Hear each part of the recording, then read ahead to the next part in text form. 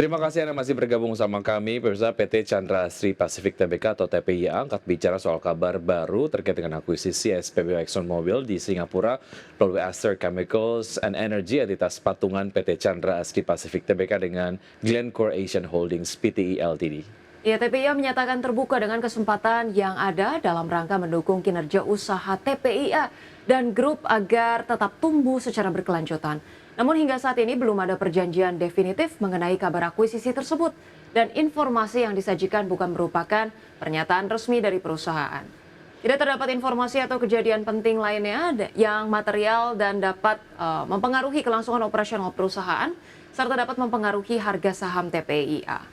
Aster Chemicals dan Energy dikabarkan tengah dalam pembicaraan untuk membeli SPBU milik ExxonMobil di Singapura, di mana perusahaan patungan ini dilaporkan sebagai kandidat pembeli terkuat setelah mengalahkan sejumlah pesaing global lainnya dan saat ini tengah merampungkan detail kesepakatan seperti harga dan struktur transaksi.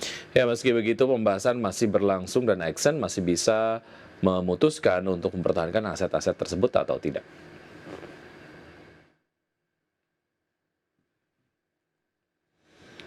Kontraktor plat merah PT Waskita Karya Persero Tbk mengantongi rugi bersih 2,13 triliun rupiah per semester 1 tahun ini.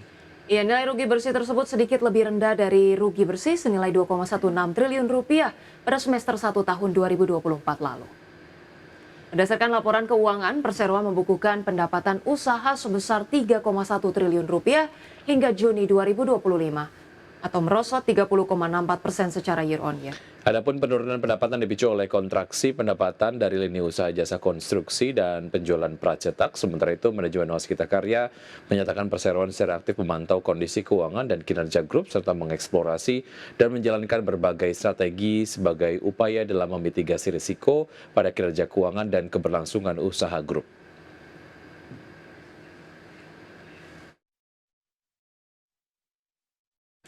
Pemirsa, PT Wijaya Karya Tbk atau WIKA mencatatkan kontrak baru sebesar 4,3 triliun rupiah hingga paruh pertama tahun 2025. Ya, namun di tengah proyek yang berjalan, Perseroan masih berusaha keluar dari masalah gagal bayar.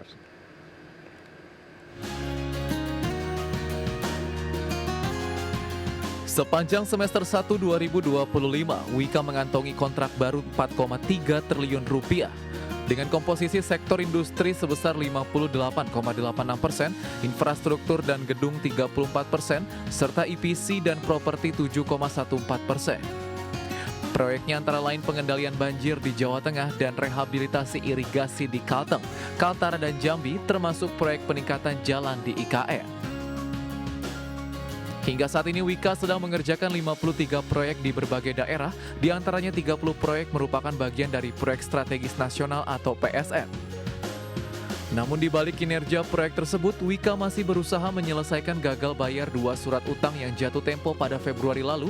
Total kewajiban yang macet mencapai 1,75 triliun rupiah dan menyebabkan saham WIKA disuspensi di bursa. Perusahaan saat ini sedang berdiskusi dengan wali amanat untuk menggelar rupsuk dan memulihkan kepercayaan investor. Berbagai sumber IDX Channel.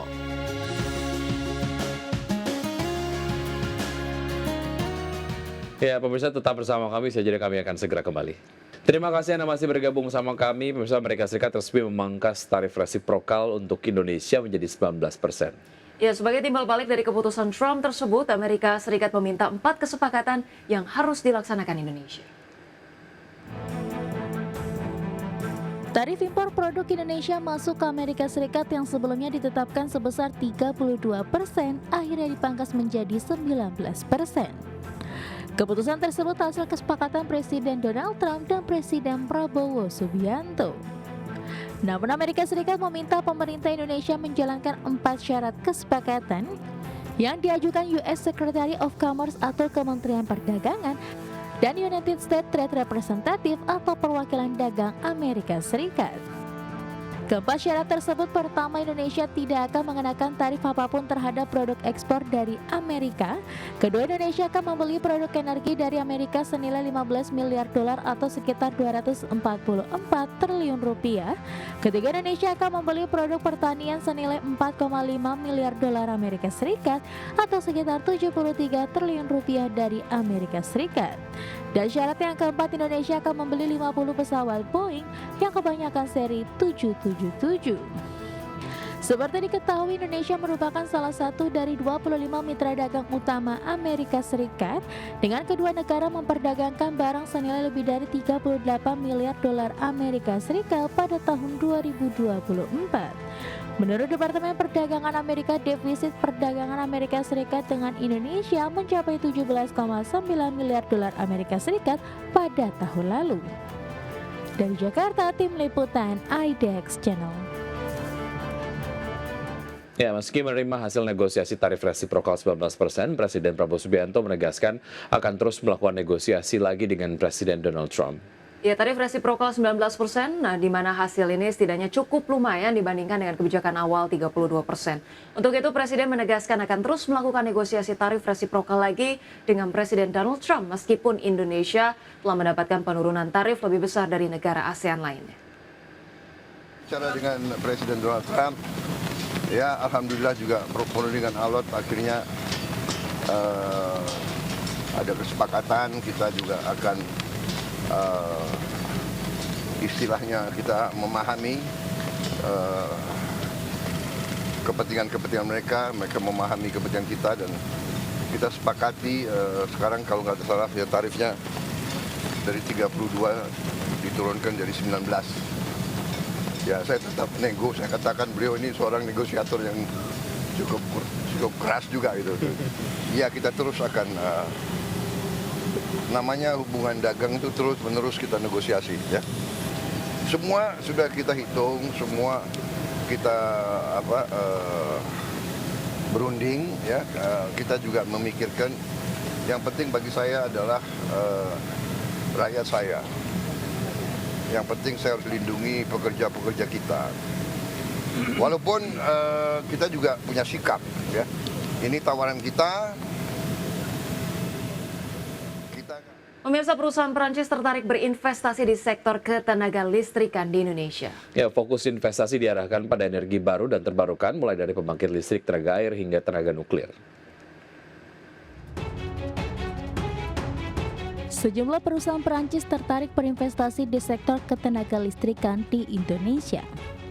Hal tersebut disampaikan langsung utusan khusus Presiden Bidang Energi dan Iklim Hasim Joyo Hadikusumo usai menghadiri French Indonesia Business Breakfast Dialogue di kantor pusat MEDEF. Fokus investasi diarahkan pada energi baru dan terbarukan, mulai dari pembangkit listrik tenaga air hingga tenaga nuklir. Hasim menyebut industri nuklir di Perancis sangat kuat karena 80% sumber listrik di Perancis berasal dari tenaga nuklir. Untuk tahap awal program listrik dari tenaga nuklir ditargetkan sebesar 500 MW dan pada tahap selanjutnya ditargetkan bisa mencapai 10 gigawatt. Banyak perusahaan Eropa, tapi khususnya Perancis ingin berpartisipasi dalam program misalnya kelistrikan, ya. So tadi ada yang berminat untuk hydropower, ya, bendungan, tenaga air. Terus kalian sudah tahu ya bahwa industri nuklir Perancis sangat kuat. 80% listrik di Perancis itu hasil dari tenaga nuklir. Ya, mungkin perusahaan Perancis juga mau partisipasi dengan program nuklir kita karena Pak Prabowo sudah setuju. Nantinya sebagian besar lokasi reaktor nuklir berada di Indonesia bagian barat. Adapun untuk Indonesia bagian timur akan menggunakan small modular reaktor. Dari Paris, Perancis, Mashirom, IDX Channel.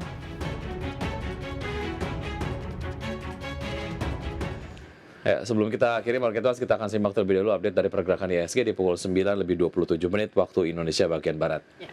Kita lihat bersama di sini, tampaknya IHSG masih melanjutkan penguatan 1,03% ke 7.265. Kemudian sejumlah saham yang menjadi top gainers di sini ada Cuan, Bilog, kemudian WIFI, Inet, BRPT, SSIA. Top losers ada Tempo, kemudian PNSE, Safe, SMKM dan juga OASA. Ya, pergerakan sektoral teknologi memimpin penguatan dengan penguatan sejauh ini sangat signifikan 6,5%. Sementara itu sektor properti memimpin pelemahan dengan pelemahan 0,25% sejauh ini.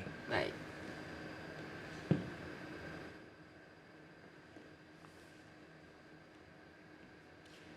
Baik pemirsa, 60 menit sudah kami menemani Anda dalam Market Buzz. Semoga pembahasan hari ini dapat menjadi referensi dan sumber informasi untuk Anda. Tetap perbarui informasi Anda hanya di IDX Channel, ya Trustworthy and Comprehensive Investment Reference. Jangan lupa untuk menyaksikan program First Session Closing yang akan tayang pukul 12.00 waktu Indonesia bagian Barat. Karena urusan masa depan harus yang terdepan.